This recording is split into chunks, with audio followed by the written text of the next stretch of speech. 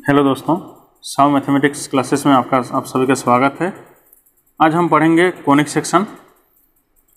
तो conic section से बहुत सारे क्वेश्चन हम लोगों के आते हैं बहुत सारे कॉम्पिटिटिव एग्ज़ाम में, जैसे कि आईआईटी जेईई से लेकर और भी बहुत सारे एग्ज़ाम हैं, बीएससी एडमिशन हो या एमएससी की एंट्रेंस एग्ज़ाम हो, इस सब में भी आते हैं, खासकर बीएचयू जैसे एग्ज़ाम में।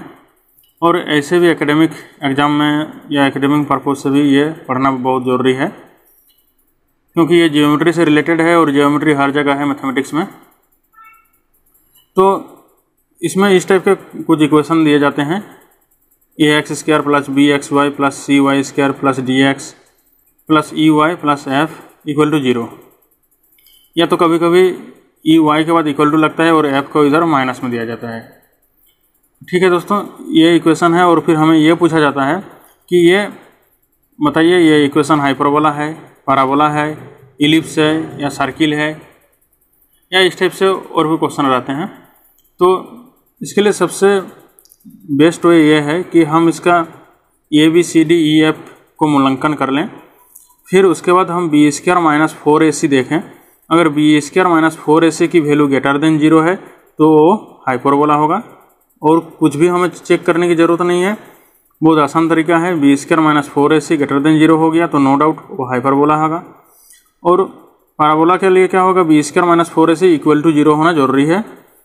b² minus 4ac equal to 0 हो गया तो यह पैराबोला होगा। एंड b² माइनस 4ac अगर लेस देन 0 है तो यहाँ पे हमें दो कंडीशन आती है, वो सर्किल भी हो सकती है और इलिप्स भी हो सकती है। तो अगर b इक्वल टू 0 है, and a equal to c है तो ये नो डाउट सर्किल होगा। And b not equal to 0, a not equal to c है तो ये इलिप्टिक कर्व होगा। ठीक है दोस्तों, तो इसके कुछ एग्जाम्पल देखते हैं जो हम लोग का क्वेश्चन में अक्सर आते रहते हैं। तो फिर से हम रिपीट कर रहे हैं, अगर ये ग्रेटर देन 0 हो गया तो पैराबोला है, अगर इक्वल टू 0 ग्रेटर देन 0 हो गया तो हाइपरबोला है, इक्वल टू 0 हो गया तो पैराबोला है।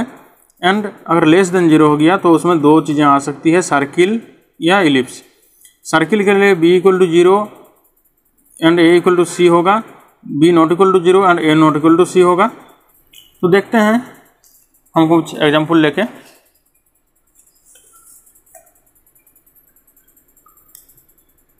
पहला एग्जाम्पल हम लेते हैं जो है 15x² plus 61xy plus y² plus 70x minus 78y plus 15। ये जो है ये इक्वेशन कौन सा है, तो ये देखना पड़ेगा हमें b² माइनस 4ac लेके। तो यहाँ पे a हो गया हमारा a equal to 15, b equal to 61, c equal to 1।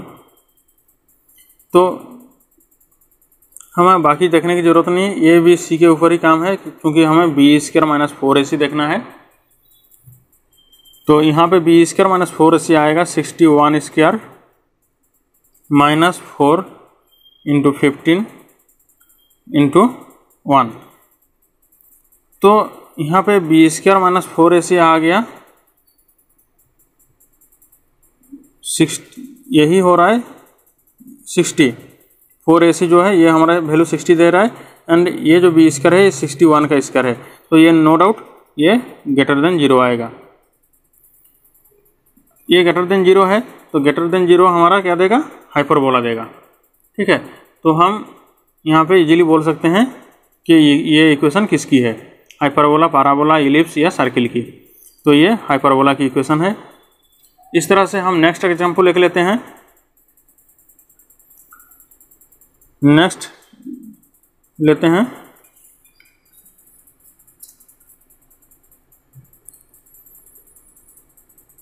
(8x² plus 5xy plus 6y² minus 24x minus 24y equal to 0। तो ये क्या होगा, यहाँ पे a इक्वल टू आया 8, b equal to 5, c equal to 6।